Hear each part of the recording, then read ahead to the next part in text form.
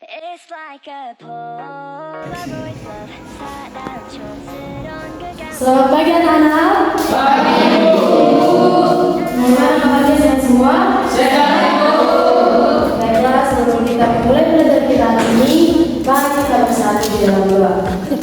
Bapak yang baik, Bapak yang bertahan di surga, terima kasih Bapak, terima kasih Yesus. Di mana sebagai Tuhan kami masih berkumpul pada kelas ini yang sehat. Dan keluarga kami agar dapat menerima pembelajaran ini dengan baik. Terima kasih Tuhan. Amin. Nah, minggu lalu kan kita sudah mempelajari tentang bagaimana bersyukur kepada Tuhan. Sekarang kita akan masuk pada pertemuan kelima, yaitu dengan tema berkomunikasi dengan Tuhan. Apa temanya? Berkomunikasi dengan Tuhan. Siapa yang tahu bagaimana cara kita berkomunikasi dengan Tuhan? Betul sekali. Cara kita berkomunikasi dengan Tuhan, kita dapat melakukannya dengan doa. Siapa di sini yang jarang berdoa? Tuh, ada. Nakana yang jarang berdoa? Nah, bagus. Ibu senang hari ini karena semua rajin berdoa. Sekarang seperti yang kita ketahui bahwa doa merupakan komunikasi dengan Tuhan. Untuk itu, sebelum kita mengetahui lebih lanjut tentang doa, kita terlebih dahulu harus mengetahui apa itu berdoa. Di mana berdoa sesuai dengan yang ibu tayangkan, yaitu berdoa merupakan salah satu kebutuhan hidup beriman. Di mana dalam doa kita dapat mengkomunikasikan apa saja yang mau kita lakukan dengan Tuhan. Misalnya, siapa di sini kalau misalnya mau sedih atau sedang bahagia, itu selalu bercerita kepada orang tua atau kakaknya? Siapa? Semua. Nah, sama juga dengan Tuhan. Sebelumnya, seperti kita melakukan kepada orang tua, terlebih dahulu kita harus mengatakannya kepada Tuhan. Di mana dalam saat kita berdoa, itu kita dapat mengeluh kesahkan apa saja yang kita rasakan. Tapi ada satu hal, bahwa dalam berdoa kepada Tuhan, kita itu layaknya berbicara kepadanya. Jadi segala sesuatu yang ingin kita ucapkan, itu dapat kita lakukan kepada Tuhan. Polaroid love 사랑 촌스러운 그 감정 근데 Siapa di sini kalau berdoa itu sudah tahu apa aja struktur berdoa? Misalnya, pertama penyembahan dulu, yang apa dulu siapa? Siapa yang sudah pernah mendengar bagaimana cara berdoa yang baik dalam benar? Sudah adakah yang pernah mengetahuinya atau diberi tahu oleh guru sekolah minggunya? Apa saja struktur atau bagaimana cara berdoa yang baik dan yang benar? Jika tidak ada, ibu akan mengatakannya itu yang pertama. Seperti yang di layar tersebut, bahwa dalam struktur doa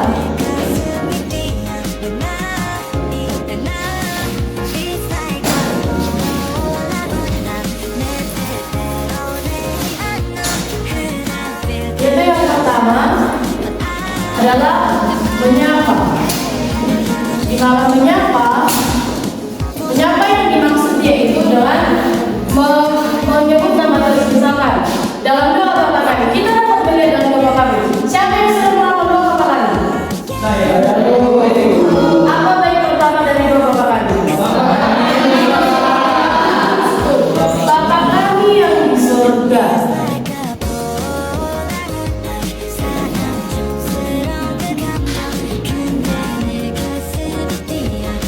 Di mana dalam kata ini Bapa kami yang di surga, kita sudah termasuk dalam menyapa Tuhan sebagai Bapa kita.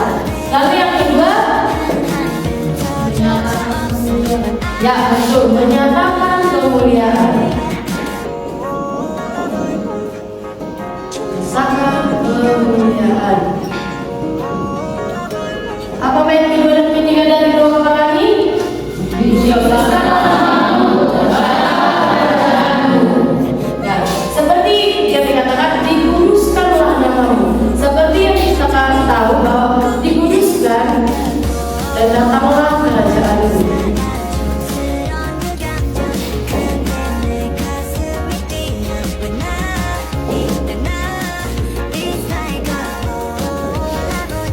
Dikuduskan berarti itu termasuk dalam dimuliakan.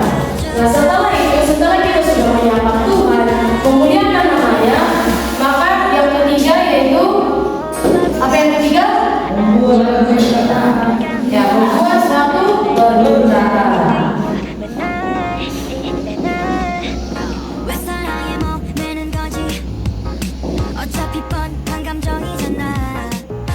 Nah, dalam tahap ketiga ini kita dapat melakukan segala permintaan yang kita ingin kita sampaikan kepada Tuhan.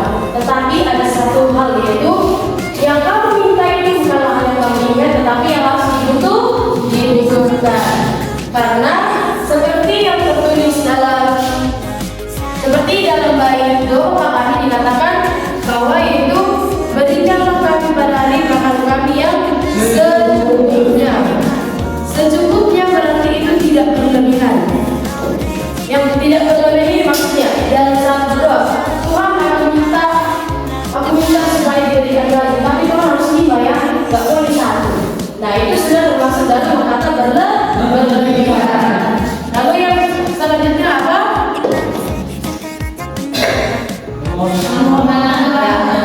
Pengampunan.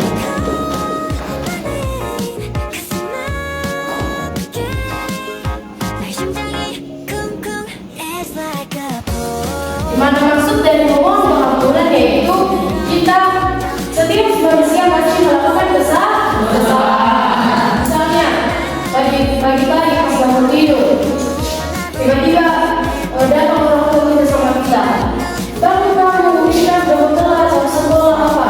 Bukannya dibantu orang tua malah marah. Ibu ini apanya?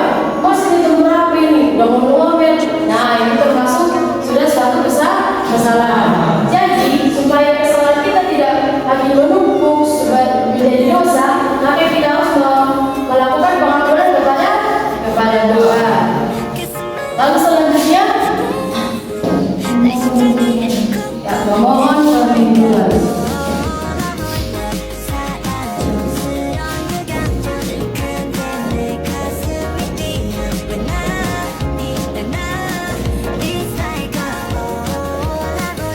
Dimana memohon perlindungan yang dimaksud yaitu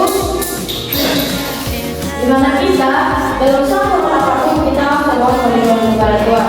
Misalnya waktu kita ditinggalkan orang tua pada di rumah sendirian, ternyata tiba-tiba mati lampu, maka kita harus berseru kepada Tuhan memohon perlindungan kepadanya supaya kita tidak takut. Lalu yang terakhir yaitu dengan mensyukurinya dengan mengatakan, karena Engkau yang mempunyai kerajaan dan kuasa dan kemuliaan sampai selama-lamanya, amin. Dimana dalam kata terakhir kita harus tetap mengingat Tuhan, dimana Tuhan merupakan Raja dari atas segala raja yang memberikan kita segala sesuatunya.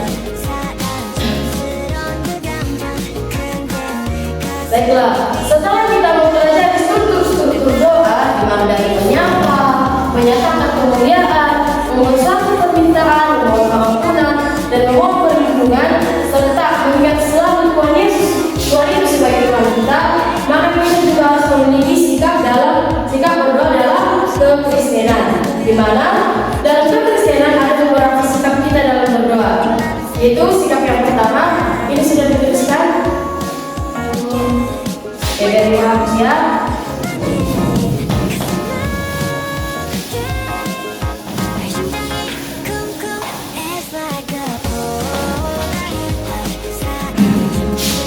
Dalam kekristenan ada beberapa sikap berdoa.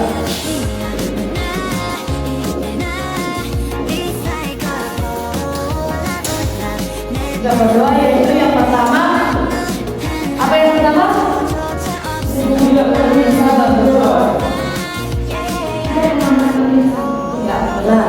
Tidak pamer. Maksud dari tidak pamer ini yaitu dalam saat kita berdoa itu tidak harus dilihat orang banyak. Misalnya ada 3 orang dalam berdoa biar jadi tengok ada yang rajin, ada yang pintar, lalu aku berdoa di sini juga. Tetapi seperti yang tertulis dalam Matius 6 ayat 6 nanti bisa dibuka di rumah masing-masing, yaitu di mana Tuhan mengatakan bahwa kita itu dapat berdoa di ruang yang tertutup. Pergilah ke kamarmu, berdoalah tentang apapun kepada Tuhan. Itu artinya bahwa dalam sikap berdoa kita tidak boleh pamer. Terus lalu yang kedua, apa yang kedua bisa dibaca di atas? Ya, rendah hati. Di mana rendah hati yang dimaksudkan dalam berdoa itu yaitu yaitu di mana kita itu terang bahwa kita melakukan permintaan tidak membawakan diri sendiri. Seperti contoh, Tuhan, aku meminta ini, aku udah berbuat baik, aku udah melakukan ini, membantu orang tuamu. Intinya aku harus memilih Tuhan. Apa saja terjadi aku mau ini. Misalnya, you bilang dia udah membantu orang tuanya, udah bantunya rumah, terus itu semua karena dia ingin berdoa kepada Tuhan meminta sesuatu yang seperti baju baru. Tuhan, aku mau baju baru, soalnya aku udah melakukan ini, aku udah membantu mamaku menyuci, aku udah membantu menyapu. Tidak ya, karena dalam berdoa itu harus dengan setulus hati. Lalu yang ketiga yaitu ya, tekun berdoa. Dimana yang dimaksud tekun berdoa yaitu tidak berdoa hanya sekali dua kali, namun berkali-kali. Nah, sama juga halnya dengan seperti yang pada nomor 4, yaitu seperti yang nomor 5. Sama seperti yang nomor 5 itu dengan senantiasa berdoa, senantiasa kapan saja, di mana saja, itu berkaitan dengan yang ketiga yaitu tekun dalam berdoa. Seperti yang tertulis dalam 1 Tesalonika 5 ayat 17 dikatakan tetaplah berdoa, di mana dalam nas itu merupakan nas terpendek yang ada di kita. Namun walaupun hanya isinya tetaplah berdoa, tapi itu merupakan memiliki makna yang sangat luar biasa, di mana kita anak-anak Tuhan diajarkan untuk tetap berdoa, tetap berkomunikasi kepada Tuhan, baik di mana saja, mau di tempat bermain, mau di sekolah, mau di rumah, mau makan, mau bermain, mau kita tidur, selalu harus tetap berdoa. Lalu yang keempat yaitu dikatakan bahwa dalam Alkitab ada beberapa contoh sikap baik dalam berdoa. Ada yang dibungkukkan, ada yang menada, dan yang lain-lain. Seperti jika di rumah, bagaimana saya tetap berdoa? Pasti lima tangan dudukkan kepala. Nah, jika ada dari kita melihat bahwa ada orang yang berdoa, ada cuma diam aja, itu sudah termasuk berdoa. Jangan pula di ejek-ejek ya nana, ya, karena sikap berdoa itu bukan hanya melipat tangan, dudukkan kepala, tetapi juga dapat memadamkan kepala, dapat juga merendahkan diri, bersujud. Itu juga termasuk sikap dalam berdoa.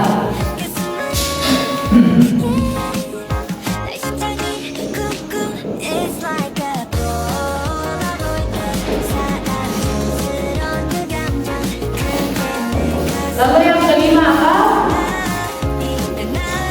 Yang kelima yaitu senantiasa senantiasa berdoa. Di mana yang dimaksud seperti yang tadi itu terangkan, yaitu berdoa dapat dilakukan di mana saja, mau itu ketika makan, mau itu ketika mau bermain, mau ke sekolah, sampai di sekolah, pulang sekolah, bahkan nanti kalau pulang sekolah pasti akan ditutup dengan doa. Nah, baiklah, kan kita sudah mempelajari tadi dari awal, kita sudah mempelajari bagaimana struktur berdoa. Yang kedua, sikap dalam berdoa. Nah, setelah itu ibu ingin memberikan tugas yaitu ibu ingin anak-anak ibu membuat suatu tugas dengan membuat doa sesuai dengan struktur doa yang sudah kita pelajari tadi. Ibu pengen itu dikerjakan tapi di rumah saja, karena jika kita mengerjakan di sini akan memakan banyak waktu. Jadi ibu akan berikan tugas ini di rumah. Minggu depan harus dikumpulkan. Bagi siapa yang tidak mengerjakan, ibu akan berikan dukungannya. Nah, setelah kita mempelajari bagaimana struktur doa, bagaimana sikap kita berdoa, maka kita dapat mengambil satu kesimpulan di mana berdoa merupakan cara kita berkomunikasi dengan Tuhan. Di mana melalui doa kita dapat melupakan semua kesal, di mana kita kesakitan, bahagia, bersyukur, semua dapat kita komunikasikan dengan Tuhan melalui doa.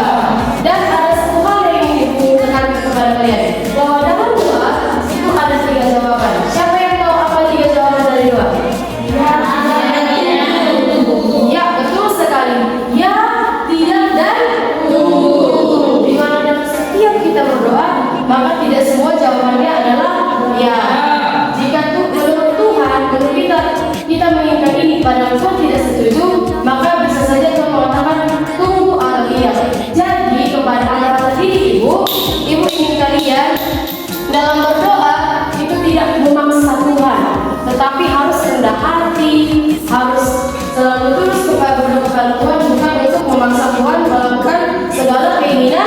kita.